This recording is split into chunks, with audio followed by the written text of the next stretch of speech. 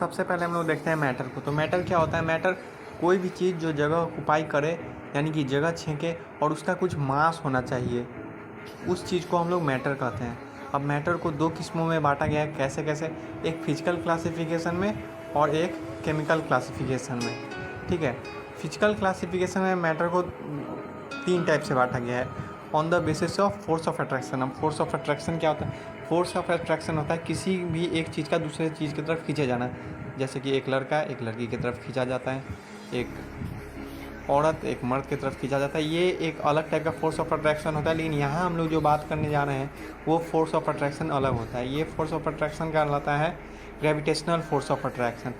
खैर इतना हम लोगों को यहाँ पे नहीं जाना है, लेकिन कोई भी दो चीज़ जिसके पास मास होता है वो एक दूसरे को अट्रैक्ट करता है और अपने पास खींचता है, तो इसी को कहते हैं फोर्स ऑफ अट्रैक्शन।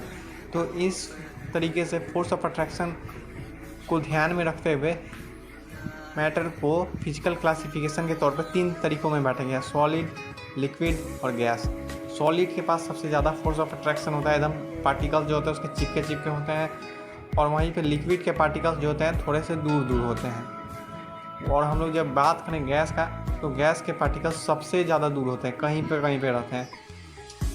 तो ठीक है, तो अब हम लोग चलते हैं केमिकल क्लासिफिकेशन पे। एक फिजिकल क्लासिफिकेशन हो गया, एक केमिकल क्लासिफिकेशन देखते हैं। तो केमिकल क्लासिफिकेशन के अनुसार से मैटर को दो टाइप में बांटा गया, एक प्योर सब्सटेंस के फॉर्म में और एक मिक्सचर के फॉर्म में। मिक्सचर के फॉर्म में भी दो टाइप आते हैं, होमोजीनियस मिक्सचर और हेट्रोजीनियस मिक्सचर। होमोजीनियस मिक्सचर में क्या होता है? होमोजीनियस मिक्सचर में मैटर इस टाइप से एक दूसरे में मिले होते हैं कि वो दिखते ही नहीं है कि एक दूसरे से मिले हुए हैं। जैसे कि आप लोग कभी पानी में चीनी को मिला दीजिएगा तो वो पता ही नहीं चलेगा कि पानी में चीनी मिल चुका है, एकदम ऐसा लगेगा जैसे वो तो पानी ही है।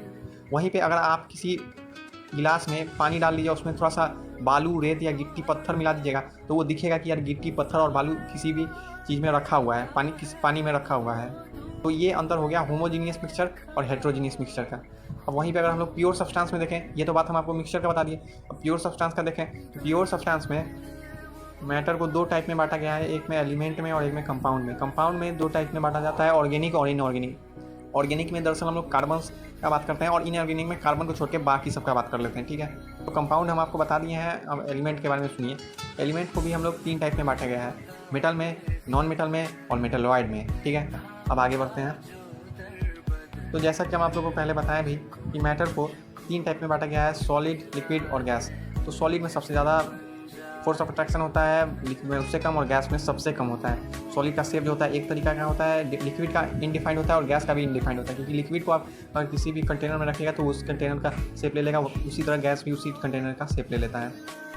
वहीं पर अगर हम लोग वॉल्यूम का बात करें तो लिक्विड का वॉल्यूम और सॉलिड का वॉल्यूम डेफिनेट होता है, लेकिन गैस का वॉल्यूम इनडेफिनेट होता है। क्योंकि अगर आप 2 मिलीलीटर का ही गैस को अगर आप 200 ml के डब्बे में रखिए या फिर 2 लीटर के डब्बे में रखिए, वो 2 ml का गैस उस पूरे जगह को ऑक्यूपाई करेगा। क्योंकि गैस का आदत क्या है ना, वो एकदम फैल के बैठता है, एकदम चौड़ में बैठता है।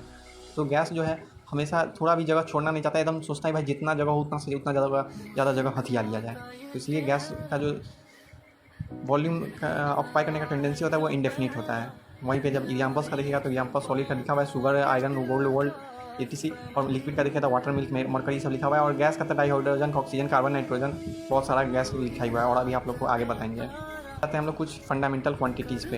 तो देखिए some basic concept of chemistry में फंडामेंटल क्वांटिटीज़ को 7 टाइप में बांटा गया है, जिसमें आता है length, mass, time, temperature, electric current, amount of substance और ल्यूमिनस इंटेंसिटी। लेंथ को हम लोग सिंबल से लिखा जाता है L, मास को M और बाकी सब का आप लोग देख ही सकते हैं। उसका जब ऐसा यूनिट का अगर बात करें लेंथ का तो वो मीटर होता है, मास का किलोग्राम होता है, टाइम का सेकंड, टेम्परेचर का हम लोग केल्विन लेते हैं, करंट का एम्पियर, अमाउंट ऑफ सब्सटेंस का होता है मोल और ल्यूमिनस इंटेंसिटी का हम लोग कैंडेला लेते हैं। अब हम आपको बता दें कि मोल क्या होता है। मोल हम आपको आगे बताएंगे, लेकिन अभी आप लोग समझ लीजिए 1 मोल बराबर 6.02 × 10⁻³ एटम होता है।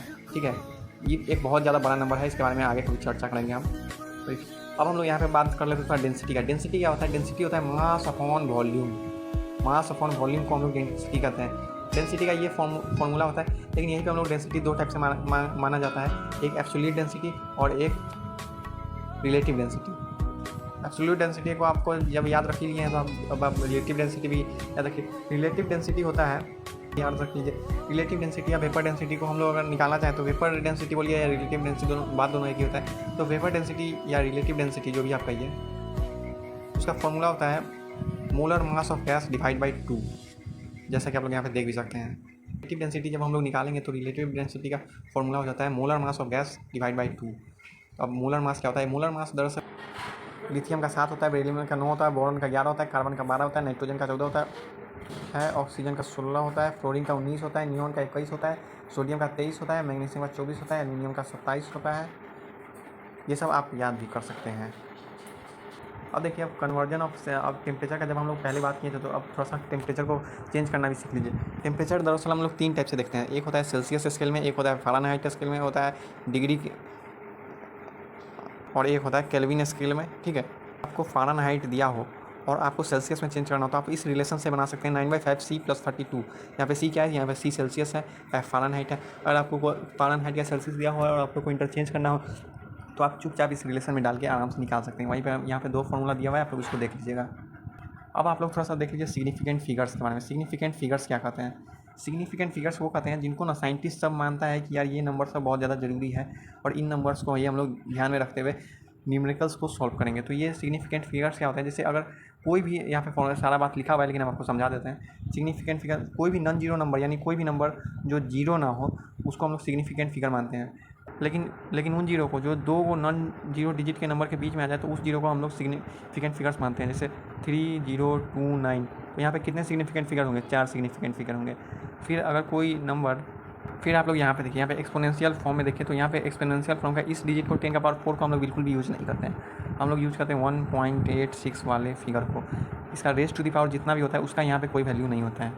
वैल्यू होता है सिर्फ और सिर्फ इस नंबर का जो कि सिंपल फॉर्म में लिखा रहता है। ये कुछ भी हो सकता है, 2.32, 1.907, कुछ भी हो सकता है। खैर आज के लिए इतना ही। चैनल को सब्सक्राइब कर दीजिएगा। Thank you very much. Good bye.